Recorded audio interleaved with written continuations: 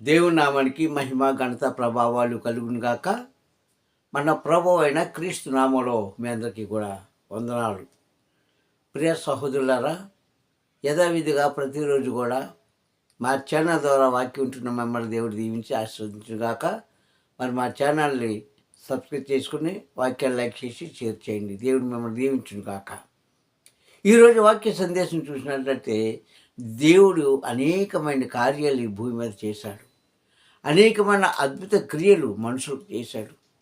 అనేకమైన మంచి మార్గంలో మనుషులు నడిపించాడు. వింత వింత విచిత్రమైన కార్యాలు ఈ భూమి మీద ఆయన చేశాడు. ఎవరు? తండ్రిని యెహోవా. ఈ భూమి మీద చేసిన వింత కార్యాలలో బలమైన కార్యం ఏంటంటే, ఇశ్రాయేలు నాటి ఉన్న కాలంలో ఐగుప్తు దేశంలో నుంచి ప్రజలను రప్పించడమే కాకుండా, వారు నడిపించడమే కాకుండా బలమైన కార్యం ఏంటంటే ఎర్ర సముద్రాన్ని పాయలు చేయడం. ఇది చాలా వింత కదా. సముద్రాన్ని పాయలు చేయడం ఎవరి తరం అండి? ఎందుకు చేశాడు అంటే, మనుషులైన వారికి ఎటువంటి ఆటంకం ఉండకూడదని ఆయన ఆశ్చర్య కార్యాలు మన మధ్య ఆనాడు చేశాడు. ఈనాటికి కూడా మనము నెమరు వేసుకుంటుంటాం, అంటే జ్ఞాపకం చేసుకుంటుంటాం. ఆనాడు చేసిన క్రియలన్నీ జ్ఞాపకం చేసుకుంటుంటాం. ఈరోజు మనం కూడా ఎక్కడైనా ఎవరికన్నా క్రీస్తునామములో ప్రార్థన చేసినప్పుడు వారు కలిగిన స్వస్థతను బట్టి, వారు కలిగిన లాభాన్ని బట్టి, వారు పొందుకున్న ఆశీర్వాదాన్ని బట్టి మనము కూడా ఆయన నామాన్ని మహిమపరుస్తూ ఉంటాం. తన కుమారుడని క్రీస్తు నామాన్ని. దేవుని స్తోత్రం, హల్లెలూయా. అటువంటి సంఘటన మనకి చూసుకున్నట్లయితే, ఒక చోట ఒక వ్యక్తి కూర్చొని ఉన్నాడు. ఆ వ్యక్తి దగ్గరికి పేతురు, యోహాను వెళ్ళారు. వెళ్ళి అక్కడ మాట్లాడిన మాటలు ఏంటంటే, వాడు ఈయనకి ఏదైనా ఇస్తారేమో అని ఎదురు చూశాడు, కానీ వారు ఏమీ ఇవ్వలేదు. కానీ అంటాడు, నీకు ఇవ్వడానికి మా దగ్గర ఏమీ లేదయ్యా అని వెళ్ళిపోలేదు. దేవుని స్తోత్రం, హల్లెలూయా. ఇవ్వడానికి ఏమీ లేదని చెప్పి వెళ్ళిపోలే. వారు ఏమన్నారంటే, నజరేతుడని క్రీస్తు నామంలో ఇదిగో నిన్ను నడవమని ఆజ్ఞాపిస్తున్నాను అన్నారు పేతురు, యోహానులు. వాడు వెంటనే లేచి వారితో పాటు ఇంటికి వెళ్ళిపోలేదండి. ఈరోజు మనం ఏదైనా మేలు పొందుకున్నామంటే ఆ కొంతకాలం జ్ఞాపకం చేసుకుంటాం, లేదంటే కొన్ని వారాలు జ్ఞాపకం చేసుకుంటాం, కొన్ని నెలలు జ్ఞాపకం చేసుకుంటాం, దినాలు గడిచే కొద్దీ మర్చిపోతాం మనం. కానీ ఆ మేలు పొందుకున్న వ్యక్తి ఇంటికి వెళ్ళిపోలేదు. ఇంటికి వెళ్ళిపోయి ఇదిగో నా కాళ్ళు చేతులు వచ్చేసాయి, నేను చక్కగా గెంతుతున్నాను, ఆడుతున్నాను, నాట్యం చేస్తున్నాను, ఇంకా నాకు వచ్చిన భయం లేదు, నాకు కర్రతోనో లేదంటే ఈ యొక్క చిప్పతోనో నాకు పని లేదు, అడుక్కోవాల్సిన పని లేదు అని అనలే. ఏం చేశాడో తెలుసా? అతను ఈ యోహాను పేతురుతో కలిపి దేవాలయంలోకి వెళ్ళాడు. దేవాలయంలోకి వెళ్ళేటప్పుడు ఆ ప్రజలందరూ కూడా చూశారు. ఇశ్రాయేలు కూడా వారిని చూశారు. అయితే ఇశ్రాయేలు ప్రజలు అంటే మొదట ఉన్న ఇశ్రాయేలు ప్రజలకి అన్నీ తెలుసు. మధ్యలో వచ్చిన ఇశ్రాయేలు ప్రజలకు కొన్ని తెలుసు, కొన్ని తెలియదు. ఈరోజు మనం కూడా అంతే. మన తాత తండ్రులు నాటి కాలంలో దేవుడైన యెహోవా తన కుమారుడైన క్రీస్తు ఏం చేశాడో వాళ్ళకి తెలుసు. ఇప్పుడు మనకు తెలిసి కూడా వాటిని ప్రకటన చేయలేకపోతున్నాం. దేవుని స్తోత్రం, హల్లెలూయా. ఎందుకంటే మరలా చెప్తాను, మానవుడికి దేవుడు అనేకమైన ఆశ్చర్య కార్యాలు, అద్భుత కార్యాలు చేసి నిలబెట్టాడు. కానీ మనమే నిలబడలేకపోతున్నాం. అయితే ఈ వ్యక్తిని ఎప్పుడైతే అలాగా చూపించారో, నలుగురిలో వెళ్ళాడో, అక్కడ ఉన్నవారు విస్మయందెను అంటారు. విస్మయ అనగా ఆశ్చర్య కలిగించడం. విస్మయ అన్న పదానికి ఆశ్చర్యపడుట. ఆశ్చర్యపోయారంటే వాళ్ళందరూ, అయ్యో ఈయన ఇక్కడ కూర్చొని భిక్షమెత్తుకున్నవాడే కదా ఈ ఆలయం ముందు, వీడేనా ఈరోజు మనతో పాటు సమానంగా నడుస్తున్నాడు, ఇది ఏంటి, ఎలా జరిగింది అని ఎవరండి ఆశ్చర్యపోయిన వాళ్ళు? ఇశ్రాయేలు ప్రజలు అంటే క్రైస్తవులు. దేవుని స్తోత్రం, హల్లెలూయా. క్రైస్తవులు ఆశ్చర్యపోతే అప్పుడు పేతురు అంటాడు కదా వాళ్ళతో. పేతురు అన్న మాటలు ఈరోజు మనం అనగలుగుతున్నామా? వేలు పొందుకుంటే ఒక రకంగాను, కీడు కలిగితే ఒక రకంగాను. కొంతమంది ఉంటారండి, మూర్ఖత్వంతో ఉంటారు. వారికి ఎంత మంచి చెప్పినా సరే చెవికి ఎక్కదు. ఎప్పుడు ఎక్కుతుంది? పూర్తిగా నష్టపోయిన తర్వాత, అన్నీ పోగొట్టుకున్న తర్వాత, నా అనేవాళ్ళు ఎవరు లేనప్పుడు అప్పుడు జ్ఞాపకం చేసుకుంటారు. ప్రియ సంగమా, అప్పుడు జ్ఞాపకం చేసుకుంటే దేవుడు అప్పుడు నిన్ను కూడా జ్ఞాపకం చేసుకోడు. అందుకే ఆయన అంటున్నాడు, నీవు నా ఆశ్చర్యకార్యాలు పొందుకోవాలంటే నీవు నాతో నీవు నా యొక్క మార్గంలో నడుచుకోవాలంటే ఇదిగో నా మాట మీరు వినండి, నా తండ్రిని మహింపరచండి. నేను నా తండ్రిని ఎలాగైతే మహిమపరుస్తున్నానో మీరు కూడా ఈ భూమి మీద నన్ను మహిమపరచండి అని చెప్పిన మాటలు మనం అప్పటికప్పుడే మర్చిపోతున్నాం. దేవుని స్తోత్రం, హల్లెలూయా. అయితే అక్కడ అంటాడు కదా, ఇప్పుడు చూడండి వాక్యం, ఇప్పుడు చెప్పుకున్న వాక్యం అయితే ఎక్కడ ఉంది? అపోస్తుల కార్యాలు 3వ అధ్యాయంలో మనకు కనిపిస్తాయి. శృంగారం అనే దేవాలయం దగ్గర ఒక భిక్షగాడు కూర్చున్నప్పుడు, ఆహుడి పేతురు అక్కడికి వచ్చినప్పుడు, ఇదిగో అతను తేరి చూడగా ఏదైనా ఇస్తాడేమో ఆశించినప్పుడు, అప్పుడు ఆయన అంటాడు, నీకు ఇవ్వడానికి మా దగ్గర ఏం లేదు, కానీ క్రీస్తు యేసుక్రీస్తు నామంలో నిన్ను లెమ్మని ఆజ్ఞాపిస్తున్నాను అనగానే వాడు టిక్కులు లేచి దిగ్గున లేచి నిలబడినట్టుగా అక్కడ వాక్యం చూస్తుంటాం 3వ అధ్యాయంలో అపొస్తలుల కార్యాలు. ఇక 12వ వచనంలోకి వచ్చేటప్పటికి అప్పుడు హితబోధ చేశారంటే ఎవరు? యోహాను, పేతురు. ఎవరు చేశారంటే ఆనాటి ఆలయంలో కూర్చున్న ఇశ్రాయేలు ప్రజల కంటే క్రైస్తవులకు, యూదులకు చెప్తున్నారు, ఓ ఇశ్రాయేలులారా, మీరు ఆశ్చర్యపోతున్నారే, మీ తండ్రులు ఉన్నారే, వారికి తండ్రిని యెహోవా ఎన్నో కార్యాలు చేస్తే అవన్నీ పొందుకొని మర్చిపోయారు, ఈరోజు మీరు కూడా అలాగే ఉన్నారు అంటున్నాడు. దేవుని స్తోత్రం, హల్లెలూయా. ప్రియ సంఘం, మనం ఎంతకాలం చాలాసార్లు మేము చెప్పే వాక్యంలో ఒక మాట చెప్తూ ఉంటాను, మీరు ఎంతకాలం క్రైస్తవులుగా ఉన్నారు, ఎంతకాలం బైబిల్ చదివారు, ఎంతకాలం ప్రార్థిస్తున్నారు, ఎంతకాలం వాక్యం వింటున్నారు, లేక ఎంతకాలం వాక్యం బోధిస్తున్నారని కాదు, కానీ ఇతరులు ఎందుకు చెప్తున్నారో గ్రహించుకొని వాటి ప్రకారంగా జీవించబడే నిజమైన క్రైస్తవుడని నేను అనట్లే, బైబిల్ చెప్తుంది. నేను అనట్లేదన్నమాట, బైబిల్ బోధిస్తుంది మీకు. దేవుడి యొక్క మాట విన్నవారు, దేవుని యొక్క మార్గంలో నడుచుకున్న వారు మాత్రమే బహుగా ఆశీర్వదించబడతారు. మామూలు ఆశీర్వాదం వేరు, బహుగా ఆశీర్వాదం. ఇప్పుడు ఎక్కడికైనా మనం వెళ్ళామనుకో, విందుకి వెళ్ళాము, అది ఏదైనా కావచ్చు, ఫంక్షన్కి వెళ్ళాం, అది ఏ కార్యం జరగచ్చు, నువ్వు తిన్నంత పెడితే నీకు సంతోషంగా ఉంటుందా? లేకపోతే కాస్త పెట్టి లెగిసిపోమంటే నీకు సంతోషంగా ఉంటుందా? నువ్వు ఎంత తింటావో, ఏమి తింటావో అది నీకు సంతృప్తిగా పెడితే అది తినేసి సంతోషపడతావు. చక్కటి ఆహారం పెట్టారని అందరికీ చెప్పుకుంటావు. అదే సగం పెట్టి లెగిసిపోమంటే, అలాగే ఆశీర్వాదం వేరు, బహుగా ఆశీర్వదించబడడం వేరు. ఈ బహుగా ఆశీర్వదించబడాలంటే బైబిల్ మనతో మాట్లాడుతుంది.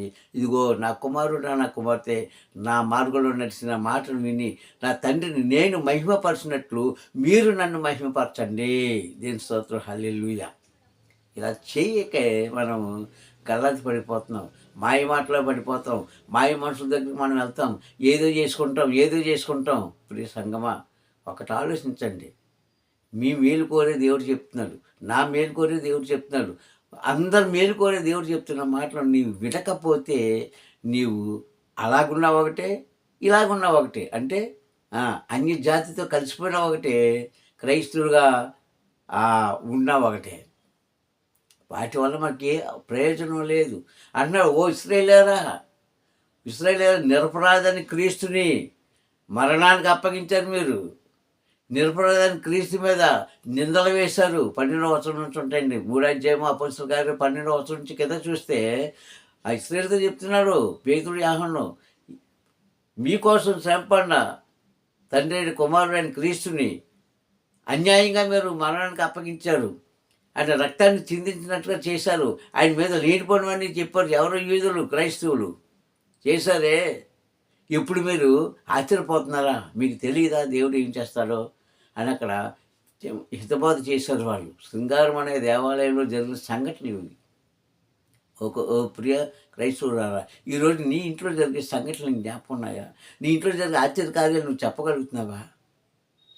ప్రియ సంగమా, ఏది ఎలా ఉన్నా సరే దేవుడు మన కోసం తన కుమారుడైన క్రీస్తుని భూమి మీద పంపించి ఆయనను శ్రమ పెట్టి, ఆయనను నలుగగొట్టి, ఆయనను చిత్రహింసలు పెట్టి నీ కోసం, నా కోసం ఆయన ప్రాణాన్ని త్యాగపరితంగా చేసి, ఇదిగో ఈరోజు మనము స్వేచ్ఛగా బ్రతకడానికి తండ్రిని యెహోవా మనకి ఇచ్చిన అధికారాన్ని దుర్వినియోగం చేసుకోవద్దు. నీ పాడు చేసుకోవద్దు. నువ్వు ప్రపంచంలో అందలాగా ఆచరిస్తున్నావు కానీ అనుసరించలేకపోతున్నావు నువ్వు. ఆచరణ వేరు, అనుసరణ వేరు. అనుసరిస్తేనే నీకు మోక్షము, పరలోక రాజ్యము. ఇది మాత్రం జ్ఞాపకం చేసుకోండి. ఆయన అంటున్నాడు, ఇశ్రాయేలీయులారా, పరిశుద్ధుడైన క్రీస్తుని మీరు అప్పగించారు, శిలువకు అప్పగించారు, కొట్టించారు, ఏదేదో చేసి అబద్ధాలని చెప్పి ఆయన ప్రాణం తీసినట్లుగా మీరు చేశారు. ఒక నేరస్తుడైన క్రూర మృగం లాంటి మనుషుడైన ఒక వ్యక్తిని మీరు విడుదల చేయమని కోరుకున్నారే, ఎవరో బరబ్బా విడుదల చేయమని కోరుకున్నారే, నిరపరాధిని మీరు అనవసరంగా శిక్షించారే, ఆయన ఇప్పుడు చేసిన కార్యం ఇదే. మా చేతుల్లో ఏమి లేదు. మీరెందుకు మా వైపు చూస్తారు? మీరెందుకు మమ్మల్ని గమనిస్తారు? మీరెందుకు మమ్మల్ని పొగుడుతుంటారు? ఇది మా చేతుల్లో లేదు, మా నోట్లో లేదు, ఏమీ లేదు.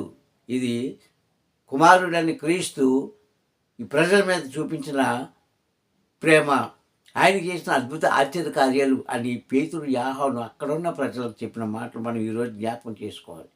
ఒక వ్యక్తి ఏదైనా చేస్తే, ఆహా ఆమె చాలా బాగా చెప్తుందండి, ఆమె చేయి మంచిదండి, ఆమె అని ఏదో అనుకుంటాం. కానీ ఏ చేతిలోను కూడా, ఏ నోట్లోను కూడా, ఏ మనిషిలో కూడా ఏ మహస్యము లేదు, ఏ దర్శనము లేదు, ఏ స్వప్నము లేదు, ఏ ప్రవచనము లేదు. క్రీస్తు దేవుడిస్తేనే తప్ప. దీని స్తోత్రం, హల్లెలూయా. ఎందుకంటే ఇవేవి మనము సంపాదించుకున్నావు కాదండి. ఆయన ఇష్టపడి ఆయన పని చేయడానికి మనకి ఇచ్చిన శక్తులు ఇవన్నీ కూడా. ఏంటి మహత్యమైన శక్తులు మనకు దేవుడు ఇచ్చాడు. ఎందుకు? ఆయన ఇష్టపడి. ఆయనే ఇవ్వకపోతే యోహాను పేతురు కూడా చేసేవారు కాదేమో. ఆయనే ఇవ్వకపోతే ఏలే చేసేవాడు కాదేమో. ఆయనే ఇవ్వకపోతే ఇర్మియా చేసేవాడు కాదేమో. ఆయనే ఇవ్వకపోతే మోసే చేసేవాడు కాదేమో. ఆయనే ఇవ్వకపోతే భక్తురాలని ఎవరేం చేయలేకపోయేవారు. వీళ్ళంతా మనుషులే. నీవు మనుషులు, నేను మనుషునే. కానీ ఈరోజు ఏమవుతుందంటే, దేవుని మనం పొగుడుతున్నాం, దేవుని మనం పక్కన పెడుతున్నాం, మనిషిని పొగుడుతున్నాం. ఒక డయాస్ మీదకి ఎక్కేటప్పుడు అక్కడ కూర్చున్న వారి మనుషులను మనం పొగడాలి కాసేపు. పొగడకపోతే వారి మనసులను ఏముంటుంది? అసూయ పుట్టేస్తుంది. కానీ అక్కడ మనిషిని మనసు పొగడటం కాదండి. దేవుని నామాన్ని హెచ్చించు, దేవుని పొగుడు, పాప క్రియలు, పాప మార్గాలు విడిచిపెట్టుకో. అప్పుడు నీవు క్రైస్తవురాలుగా ఉంటావు. నువ్వు ఎలాగైనా దేవుని ఆరాధించవచ్చు, ఎలాగైనా పూజించవచ్చు, అది నీ ఇష్టం. ఎందుకంటే కొంతమంది ఆదివారం అంటారు, కొంతమంది శనివారం అంటారు, కొంతమంది ఏదేదో చెప్తుంటారు. నువ్వు ఎలాగైనా పూజించు. కానీ నువ్వు ఆయనకి ఇష్టంగా ఉండాలంటే ముందు నీలో ఉన్న అహంకారాన్ని, నీలో ఉన్న అబద్ధపు మోసకరమైన క్రియలను తొలగించుకుంటే నీవు ఆశీర్వదించబడతావు. అప్పుడు నీకు కూడా దేవుడు ఆశ్చర్యకార్యాలు చేస్తాడు. సంగమా, ఎందుకు మనం ఈ యొక్క సమయంలో ఈ మాటలు మనం జ్ఞాపకం చేసుకోవాలంటే, ఆశ్చర్యకార్యాలు కావాలని అందరూ కోరుకుంటారు, జీవితాలు నిలబడాలని అందరూ కోరుకుంటారు. కానీ నీవు ఆయన తట్టు ఉన్నావా? ఆయన మాట వైపు ఉన్నావా? ఉంటే ఖచ్చితంగా సర్వాధికారి తండ్రి రాబోతున్న దినాల్లో గొప్ప మేలుతో, గొప్ప ఆశ్చర్య కార్యాలతో మిమ్మల్ని, మీ కుటుంబాలని, మీ ఉన్న ప్రాంతాలని, మీకు ఇచ్చిన సంఘాలని దేవుడు బహుగా దీవించును గాక. ప్రార్థించుకుందాం. ప్రేమ స్వరూపి దయగల నాయనాన్ని పొందాము. ఇదిగో తండ్రి, ఈ యొక్క సమయంలో నా తండ్రి యేసయ్య ఇచ్చిన వాగ్దానపు వాక్యాన్ని బట్టి స్తోత్రం చెల్లిస్తుంది. నిజమైన ఆయన అయ్యా, మనిషిలో ఏ మహత్యము లేదు.